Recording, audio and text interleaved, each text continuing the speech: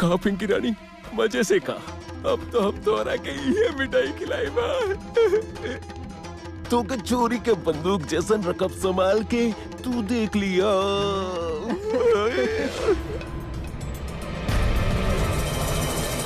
बस गीत, हमारे को बात मान ला। ऐसे हमनी के दिल मत तोड़ा, इतना पत्थर मत बना। अब घर चला, अपन घर चला। और तोहरा के नहीं पता गीत कि तोहार गैर हाजिरी में तोहार जगह केहू और लेवे के चाहता। केहू और? सिमोन की बात करल बानी ना आप लोग? तोहरा के तो पता है बा, हमनी के मेहरा परिवार के कम्मो, प्रशांत, रूबी और गिन्नी जैसन भी ओइजा बानी ना। वो पूरा साथ देवतानी ओकरा के। हमरा के तो डर लागता कि कहूँ मेहरा परिवार के टुकड़ा टुकड़ा ना हो जाए लोगन के करतूतन की वजह से। ना शकुंतला मेहरा जी, कौनो चाहे जितना जोर लगा ले, मेहरा हाउस में कभी भी दरार ना आई। जेके मेहरा मेहरा परिवार के हमेशा जोड़ के रख ले बा। और जब तक जेके मेहरा जिंदा बाना, मेहरा परिवार एक ही रही। बिल्कुल सही कहनी भैया। मेहरा परिवार में कबो दरार नहीं ख्या देहब। तो फिर सुन ला, यहाँ से घर वापस जाके रूबी के समझावे के तुहार काम बा। और हाँ, रहल बात कम्मो के और प्रशांत के, वो लोगों से तो हम खुद ही बात कर लें। ऊ तो ठीक बा, कहूँ तोरा लौटे में कहूँ देर ना हो जाए। ऐसा ना हो जाए कि तोरा वापस आवे से पहले ही मेहरा हाउस के बंटवारा ना हो जाए। ऐसे कैसे बंटवारा हो जाए मेहरा परिवार के? जेके मेहरा के खून अभी पानी ना भइल बा शकुंतला मेहरा जी। खानदानी जमींदार परिवार के खून हमारे शरीर में उबाल मार रहल बा शकुंतला मेहरा जी। और ये बात कम्मो और प्रशांत भी अच्छा तरीके से जाने ले। अगर जरूरत पड़ल तो जेके मेहरा कुछ भी कर सकेला। हमरा के पता बा जेके साहब कि आप बहुत कुछ कर सकेनी, पर ये बात वहाँ तक पहुँचे काहे देवे के, ऐसा पहले कि बहुत देर हो जाए। चला वापस चलल जाओ। जरूर चलब मम्मी जी, पर उससे पहले पिंकी के घर चलत है। ओकर शगन के बाद और वो पार्टी के बाद हम लोग फिर वापस आ जाए घर।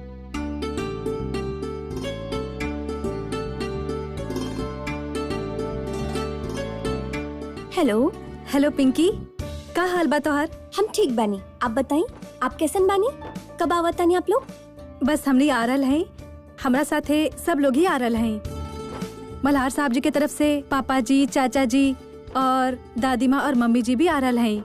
सच में आप लोग सब लोग आवतानी? फिर तो बहुत मजा आई। आ जाए जल्दी आप लोग सब। ठीक बा, आवत हैं।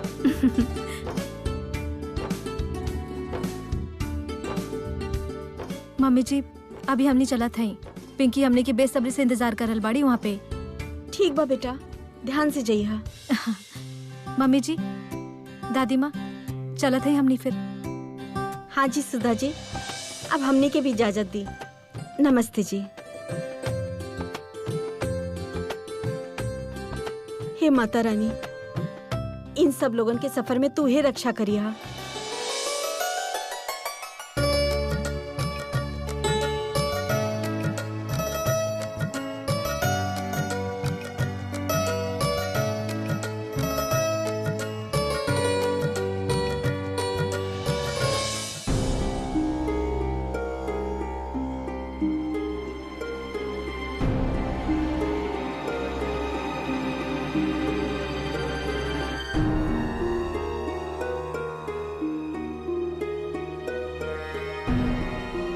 का बात हो गई ड्राइवर?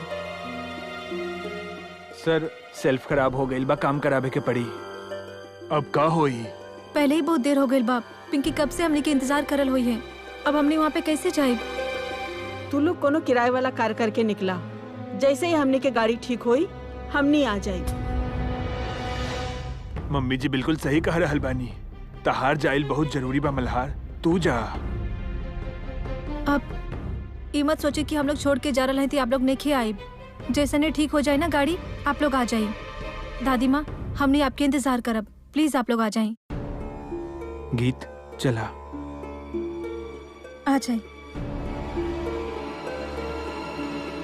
वो लोग तो चले गए, हम लोग क्या करिए अभी यहाँ पे? भैया आप रुकिए, हम देखता नहीं। कोनो मैकेनिक या कोनो गैरेज यहाँ वहाँ हुई। चला ड्राइवर, चला जल्दी।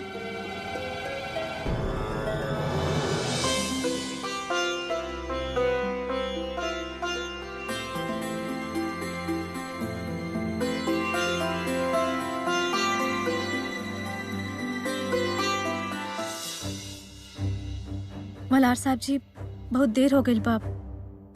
हाँ जी गीत, हमरा तो लगत ही नहीं है कि वहाँ पर पहुँचे के कुछ फायदा बा। आप ऐसा काहे कर रहे मल्हार साहब जी? आप नहीं चाहते हैं कि हम अपन बहन के घर जाएं? ये कैसन बात बा? आज हमार बहन के खातिर बहुत बड़ दिन बा। वो अपन जिंदगी के नया शुरुआत करे खातिर जा रहल बाड़ी और हम वहाँ पे कैसे नहीं जाएं?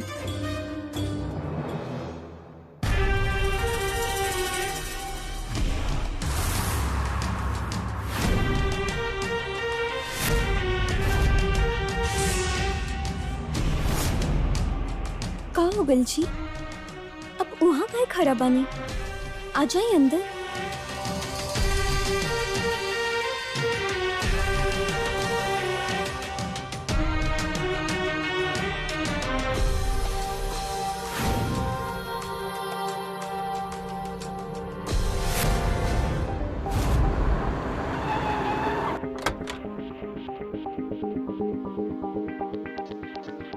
गीत, हमने जल्दी चलता नहीं। हाँ जी।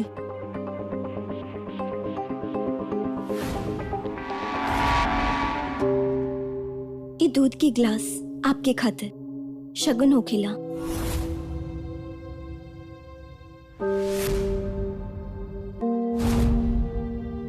मल्हार साहब जी, यहाँ पर तो क्यों दिखाई नहीं कि दे रहल बाप? हाँ गीत, हम भी उहे देखा नहीं। शायद अंदर हुई, देखा नहीं। चला।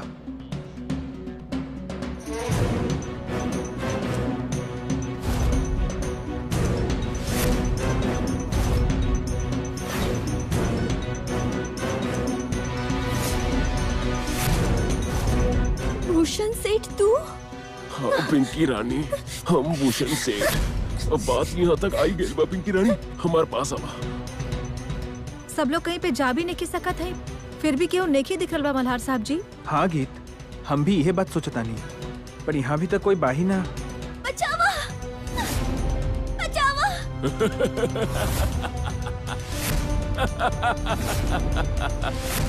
पिंकी रानी, और ऊंचा और ऊंचा बुलावा जकरा के बुलावे के बा।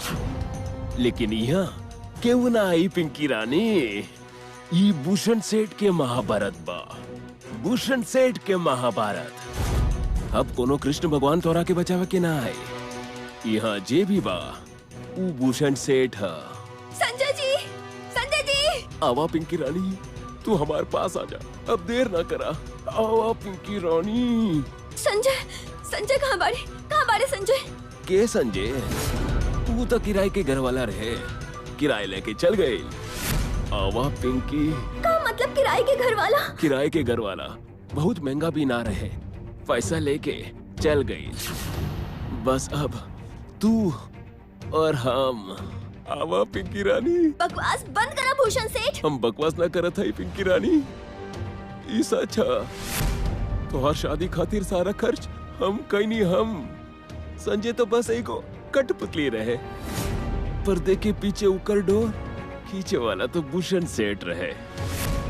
अब आ गई ना सारी कहानी समझ पिंकी रानी, अब और ना तड़पावा। बचावा! बचावा!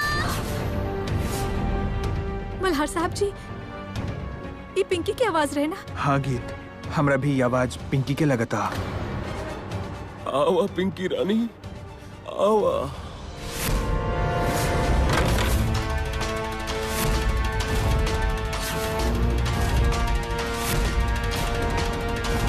पिंकी, ये दीदी बचावा हमके, बचाला की दीदी हमके।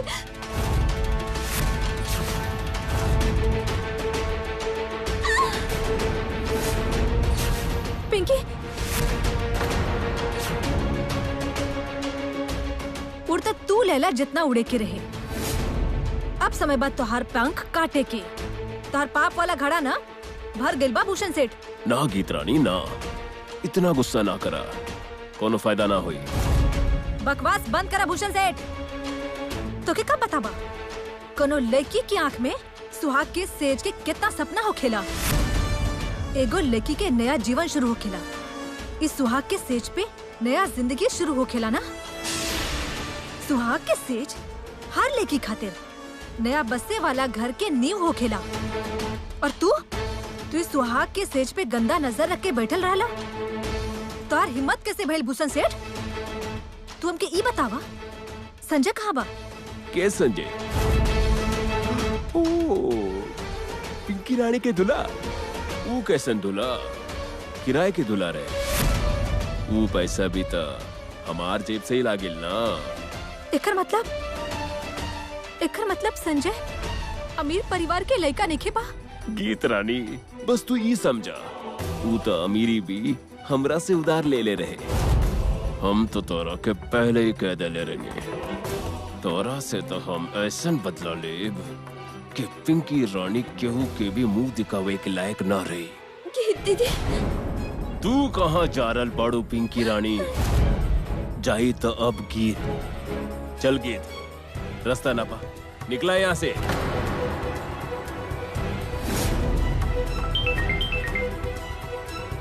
हेलो, हमार बंदा सब ना यहाँ पर जाल बिछाइले है। पिंकी रानी के बात मत करा। पिंकी रानी अब कहीं ना जा सकेली। पिंकी रानी का अब तू भी क्यों ना जा सकेला गीत? जेके साहब ए जाई, ई सुनी। का सुनी में? फोन तो सुनी। एक मिनट। आज ना तक केहू पिंकी रानी के हमरा से बचा सकेला और ना तोहरा के।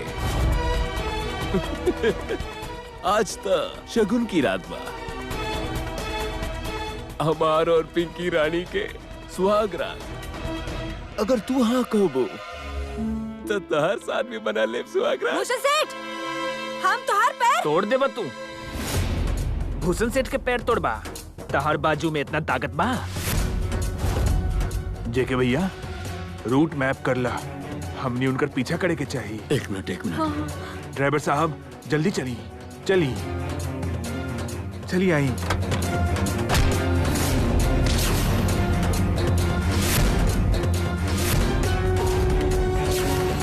मारे के तो भूषण सेठ के हम भी मार सके नहीं गीत, पर एकर सामना तू करबू।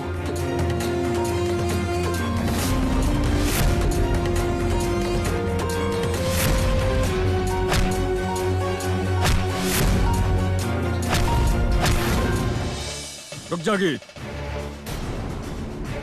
एक कुत्ता के सजा कानून दी।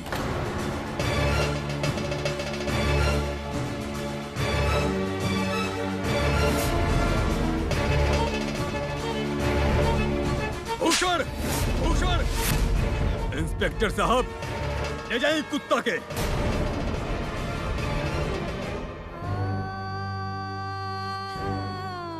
का हो गई गीत दीदी?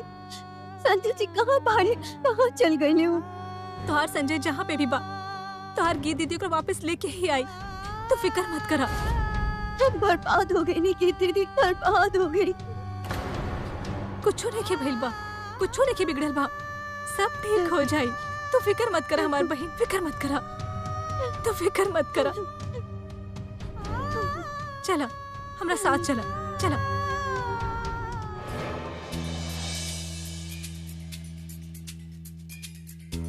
तू सब लोग खायल शुरू भी कर देलू, हमरा और तानिया के इंतजार भी ना कैलू। ई सारा खाना तुहार चाचा जी और तुहार बुआ जी बहुत मेहनत से बनैले हैं। खाना ठंडा हो जाए अभी। तुहार इंतजार करत करत उनकरा के मेहनत पर पानी थोड़े ना फेरे के बा, यही से खाए लगनी हम लोग। बस तानिया नहाई गई बानी, बस अभी आ बतानी। का पता कितना टाइम लगी तोहार बीवी के नहावे में, फिर वो हार श्रृंगार करके ही आई जाई। तू का चाहता रहा?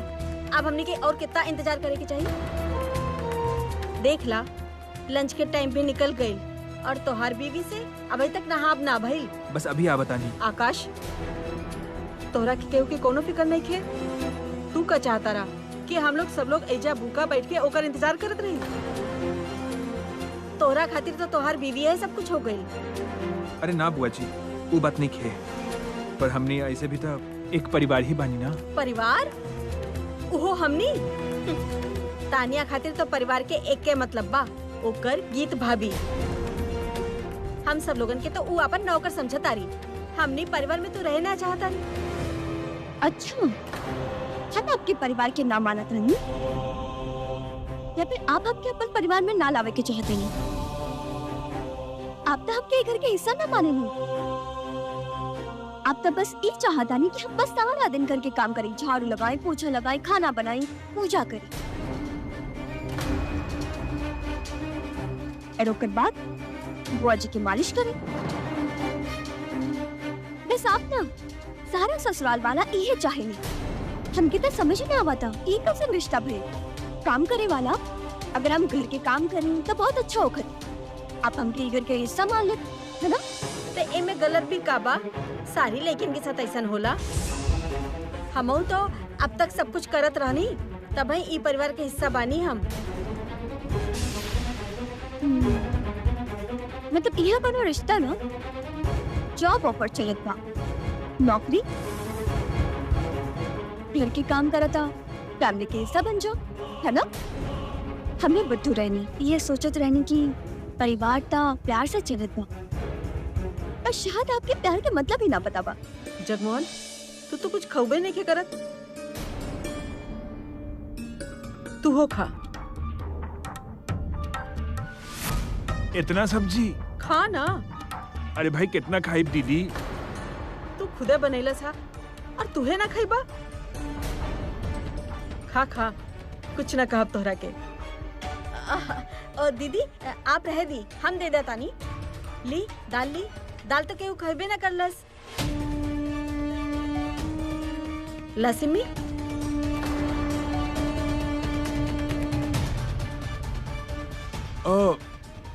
अरे रोटी तो बहुत सारी बच गई ली। ली खाई दीदी, ली। भाई साहब आप भी ले, खाई खाई।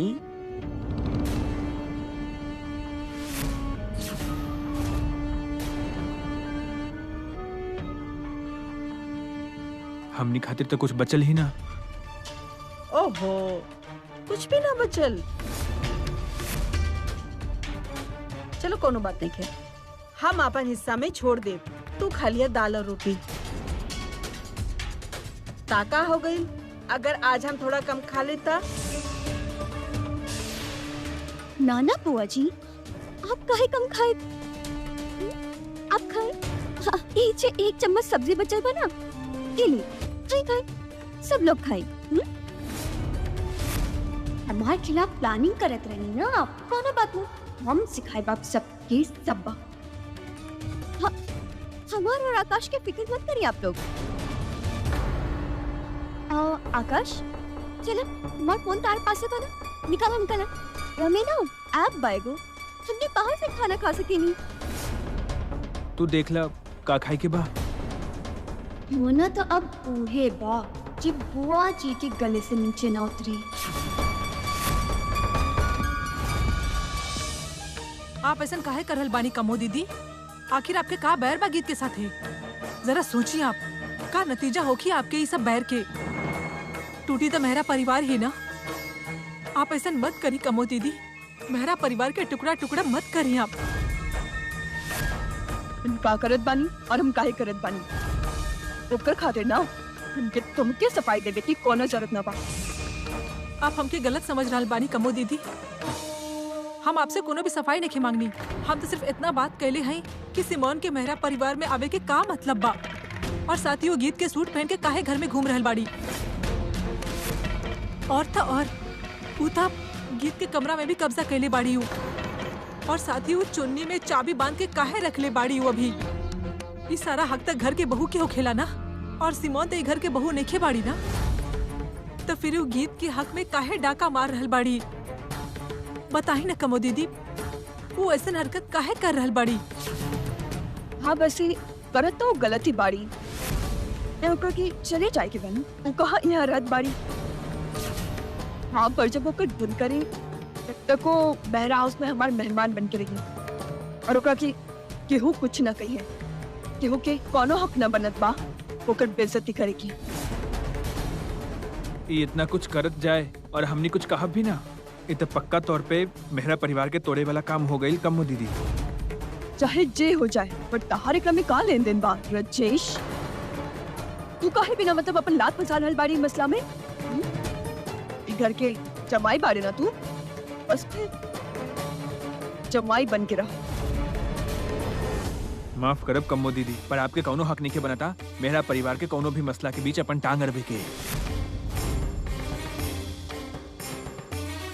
तो के पता भी बा, नहीं पता भी बा केकरा से बात करत बाड़े तू? हमरा के सब कुछ पता बा कम्मो दीदी, लेकिन हमरा के लगता आप सब कुछ भूल गई बानी कि मेरा परिवार के का रिवाज बा, घर के जमाई भाई के साथ कैसे बात कइल जाला, आप सब कुछ भूल गई बानी। जमाई, जमाई बाबू, ई घर में कितना कदर बा जमाई के। आई बा, अपने आप के ही देख लिया। अगर कोनो शक बता प्रशांत जी के देख ली। ई घर के बड़े जमाई बानी, बड़ जमाई। और वो गीत का कर ले इनके साथे, सबके सामने चोर बना दे इनका की।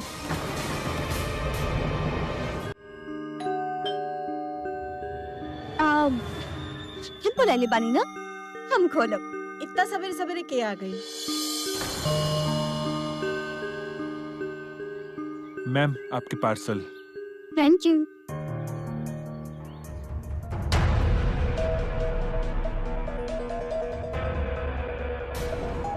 आप लोग का सोचनी, अब जे भी हमके खाए के दे हम खा दे, ओकरे में गुजारा कर ले।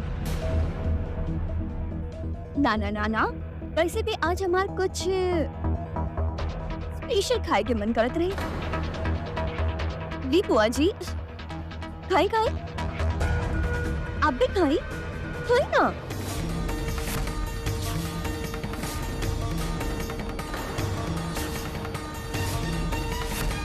ली ना। अशुभ, अशुभ, तोहर हिम्मत कैसे भइल ई सब करे के? हे भगवान, हे भगवान! तानिया, तोहर कुछ न रहे, कि तू का कैलू? हमार ता धर्म भ्रष्ट कर देलू। अब हमरा के शुद्धिकरण करे के पड़ी, और सारे घर के भी। महाविनाश, महाविनाश! हे भगवान! अशुभ, अशुभ!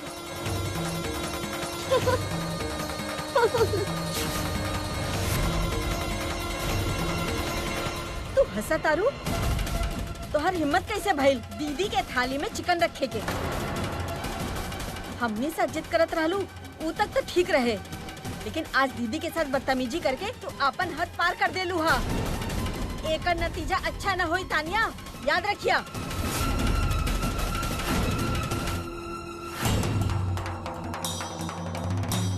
आई बड़ी हमर बुआ सास हमके सीधा करी, सीधा तो इस सबके हम करत। हम पढ़ाए बिन सबके इंसानियत के पास सब लोग एक साथ मिलके हमारे गीत भाभी के सबके सामने नीचा दिखावे की कोशिश करत आनी ना। भले ही हम आज कुछ ना कर पा रहे बानी, पर सच सामने ला के रह कुछ तक करे के बड़ी धनिया। गीत जौन कुछ भी कैली, आप लोग ओकर बदला तो बहुत पहले ही ले चुकल बानी ना कमो दीदी। आप लोग गीत के बाहर निकाले खातिर ई तरह की गंदा साजिश रच ले रहनी ना, और सब लोगन के सामने बेइज्जती कली रहनी ना ओकर, और फिर भी आपके मन नेके भरल कमो दीदी। आपके तो अपना परिवार के लड़की के शादी टूटे तक के नौबत आ गेल रहे। आकाश के घर वाला था ब्याह के मंडप से बारात वापस ले जाए के खातिर तैयार हो गल रहे,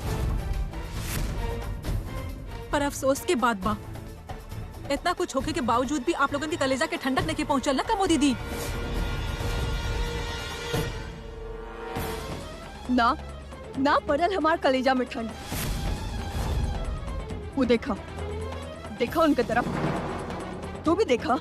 कोई घर के बड़ जमाई बानी, देखा कैसे चोर जैसे आंख नीचे करने बाड़ी। पर पता बा काहे? पता बा काहे तो ये घर के हर छोटे बड़े, हर नौकर के, हर काम करे वाला की सब कुछ पता चल गई। ये घर के बड़ जमाई का काम करेला, बस गीत के वजह से। तो इमे केहू के कौनो कसूर नहीं खे, सुधरे के तब बड़ जमाई की खुद ही बाना। राजेश, जबान संभाल के बात करा। केकरा के सुधारे की बात केकरा के ना वो हम खुद देख ले। ओकरा खातिर कि तहार सलाह की जरूरत ना बा।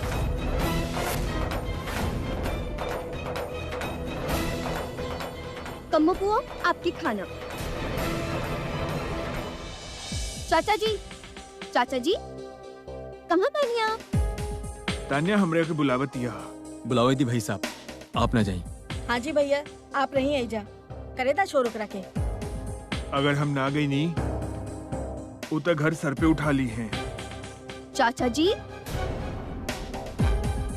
चाचा जी। हाँ तान्या, तू हमरा बुलेलू बेटी। हाँ जी चाचा जी, हम बुलाई नहीं। चले चले तैयार हो जाएं जल्दी से। पर काहे खातिर? हाँ चाचा जी, आप इतना काम करे नहीं घर के। हम और आकाश आपके बाहर लेके जाता नहीं डिनर करावे खातिर। बाहर डिनर पर ना, हम तारा साथ ना जा सके नी। नाता उ दोनों के आंटी और अंकल जी वो आपकी का कही है? काहे चाचा जी आप डरत बानी उनका से? तान्या तो तैयार हो गई ना? हाँ हो गई नी, ये देखा। चलो ठीक बा, फिर एक काम करा, जल्दी जल्दी चाचा जी का अपन साथ ले जा और उनका भी तैयार कर दा। जा जल्दी जा।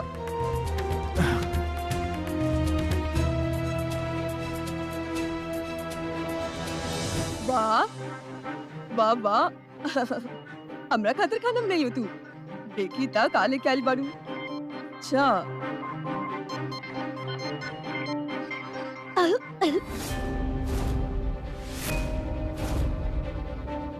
हाय हाय ये का कहलू तू? पीछे तू खाना बनेगे बाड़ू यूं कि गला के नीचे ना उतरिए। अब बड़ी भाभी और बड़े भाई साहब के तो भूल ही जा और मम्मी जी ना खाई रही खाना। तो कभी घर के रसोई के काम काज ना देख लूं, कभी हाथ ना लगे लो घर के काम के।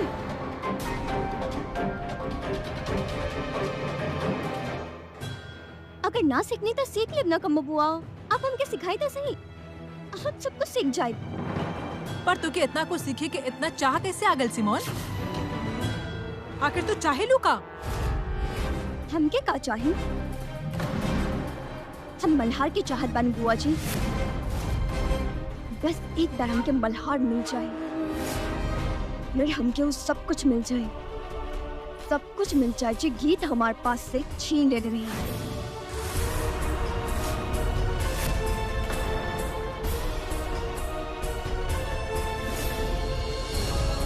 गीत तोहरा पास से कुछ ना लेलस हा सिमोन।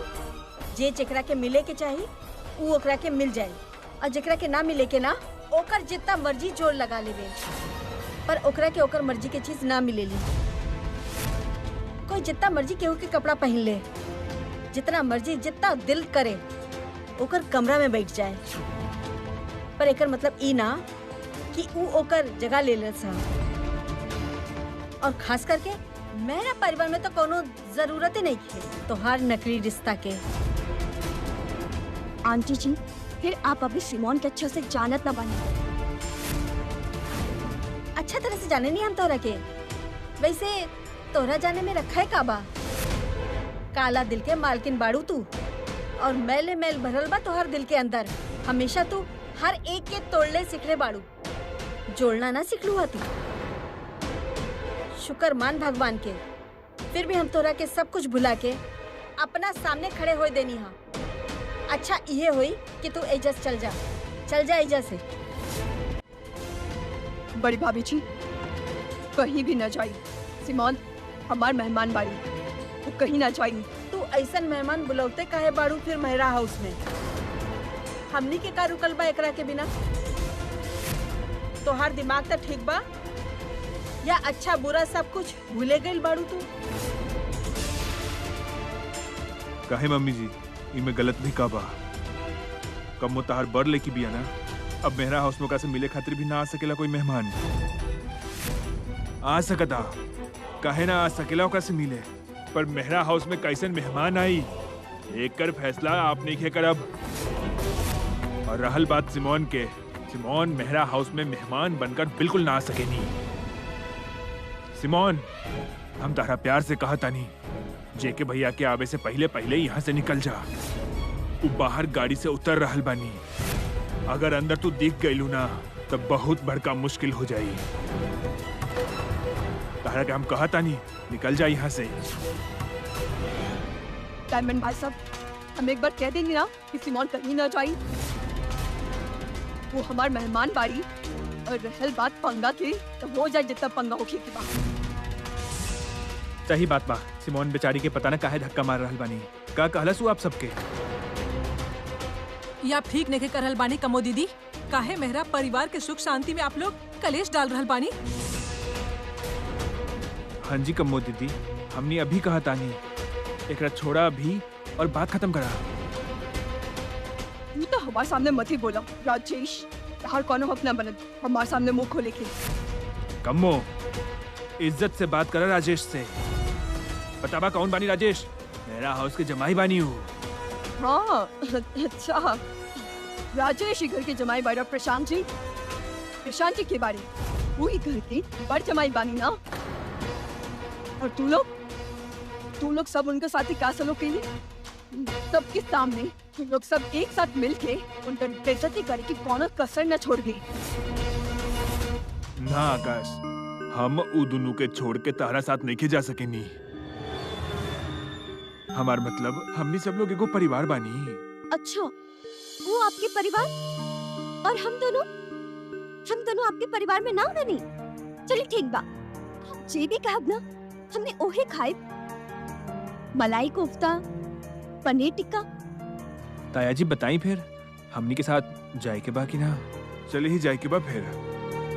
अरे आप सब लोग कहाँ जा रहल बाड़े? हमने लेके जात बानी चाचा जी के। और हमरा से पूछल भी जरूरी ना समझ लो। आपका कहे के चाहता नहीं कि आपके बड़ भाई के अपन छोट भाई से पूछ के बाहर जाए के चाहिए।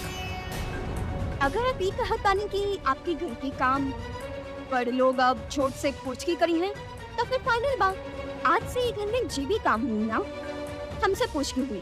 तान्या, और आप लोग का सोचता हूँ हम वो प्रीत के पक्ष देख और दे डेमोक्रेटी बेटा सिर्फ फिर गरीबा के पास से फिर वाला वो तो अभी खोना बाकी बा। डायमंड भाई साहब, रिश्ता कोनो चीज ना होखेला कम्मो।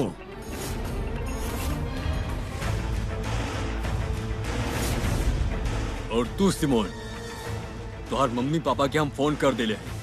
तोहरा पास खाली आधा घंटा बा, आधा घंटा।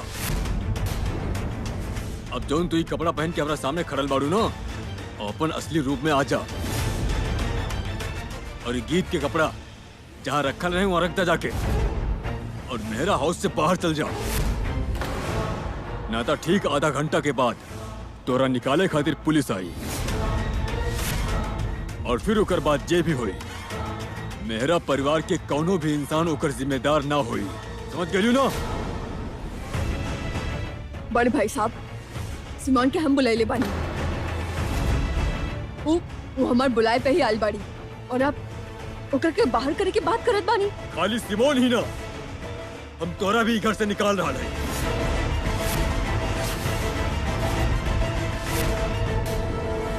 तो कितनी ज्यादा समय ई खातिर दे ले बानी काहे कि तू हमार छुटकी बहन बाड़ू। 24 घंटा हम तोरा के दे रहा है। प्रशांत, अगला 24 घंटा के अंदर ही अपन सामान पैक करना और फिर अपन घर वाले और अपन बिटिया के लेके यहाँ से निकल जाओ। अब तू लोगन के खातिर ई घर में कोनो जगह नहीं है। ई बात तब और कोनो बहस ना हुई। यह जी के मेरा के आखिरी फैसला बा। इतना भी कल जल्दी बा अपन आखिरी फैसला लेवे के? बड़े भाई साहब, आप अकेले फैसला ना ले सकेनी।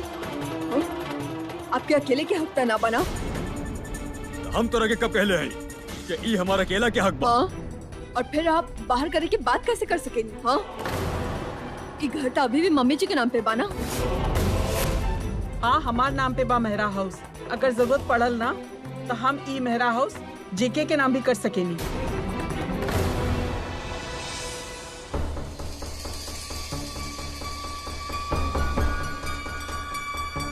कुछ सोचा दीदी, भाई साहब के तो वो अपन साथ में लेके गेल बिया। कहीं भाई साहब भी ओकरा साथे ना हो जाए। हाँ जी दीदी, आप ही कुछ सोचिए, नहीं तो उतानिया ना था हम सबनी के आपन नौकर बना के ही सांस ले। आकाश के था वो पहले ही अपन बस में कर लेला था। चुप करा तू दोनों आप। हमरा कुछ सोचे दी। पहला हमार थाली में चिकन रख देलस और फिर सुखवंत के लेके चल गई। हमो इतना जल्दी ई तानिया के बच्ची के छोड़ब ना। हमरा तो डिम्पल दीदी के बात समझे नहीं के आवत। इनके पास से कुछ होएला तो ना, बस खाली बातें करत रहे नहीं। और तानिया वो अपन काम भी कर देलस हा, अपन गीत बाबी से पूछ पाछ के। तू का उल्टा सीधी बात कर रहल बाड़ू। चुप कर। ई का 17,000 के बिल, वो भी एक डिनर के बिल।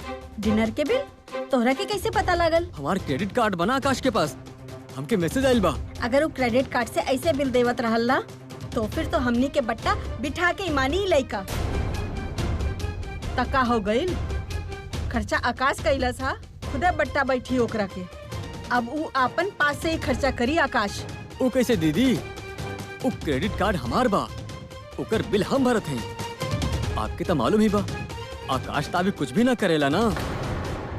ओ, तू दोनों तो बड़ा ही बुद्धू बाड़ा। हुकुम का इक्का तू दोनों के हाथ में बा, आ तू लोग बताइबे ना कैला हमरा के। हुकुम के इक्का? हाँ, हुकुम के इक्का। अब देखिया कैसे ओकर उड़ब बंद करतानी हम। एकर पंख न काट देनी था, तब देखिया।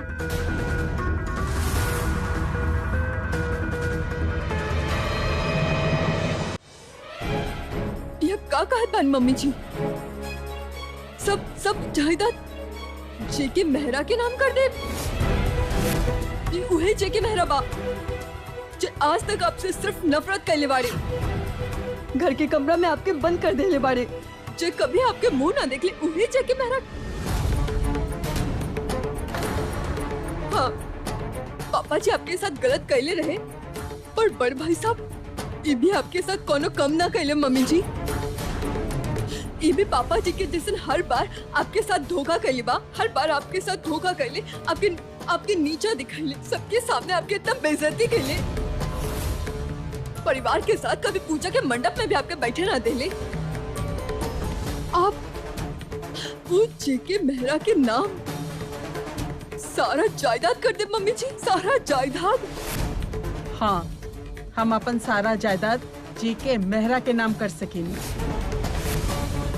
काहे के पूत कपूत हो सकेला, माता कबहू भी कुमाता ना हो सकेली। ऊ हमरा के कबहू माँ समझल होए या ना समझल होए, पर हम हमेशा जेके के अपन बड़ा बेटा माननी हा। हमरा साथ तो तोहर पापा जी ऐसन कैले रानी, पर जेके ता आज तक और केहू के साथ ई घर में ऐसन कबहू ना होए देलस। और हमार पोता बहू के आपन लड़की से ज्यादा प्यार करेला जेके, तो हमार जायदाद ओकर नाम करे के खातिर इतना ही बहुत बा हमरा खातिर। हमरा की जेके से और कुछ ना चाहेगी। तो हम तोहरा के एगो बात कहता नहीं कि तू निकल जाई घर से। मम्मी जी आप हमके घर से बाहर जाए वाला बात कैसे कैसे की? हाँ, हम कहता नहीं, निकल जा तू ई घर से बाहर। का कहत बानी मम्मी जी? हम आपके कुछ ना लागता नहीं। हम मेरा परिवार का हिस्सा ना। आप कैसे हमके घर से बाहर करने वाला बात कर सके नहीं? किसी पुराना सामान जैसे मम्मी। ना कमो, तोहरा के तो ई घर में कबो केहू कुछ करलस ना। पर अगर तू मेरा परिवार में ऐसन लड़ाई करबू तो तोहरा साथ ऐसे होई। अगर तोहरा के मेरा परिवार में रहे के बाना, तो तोहरा के मेरा परिवार के सब लोगन के साथ समझदारी रखी के पड़ी, प्यार रखी के पड़ी। ठीक बा, जहाँ 2 बर्तन होएला ना तो बचबे करी, पर बर्तन इतना भी ना खटके के चाहिए कि बर्तन टूटे जाए। लेकिन तू तो ई मेरा परिवार के छोड़े के चाहता रू। तू सुना श्रीमोहन, हम तोरा के आधा घंटे के टाइम और देता नहीं, यानी तोरा पास बा अब 1 घंटा, और 1 घंटा में मेरा हाउस के खाली कर दा। हाँ, और साथे तोहर पापा जी के हम तोहर घर फोन कैले रहनी। तोहर पापा तोहर जिम्मेदारी लेवे के तैयार नहीं थे।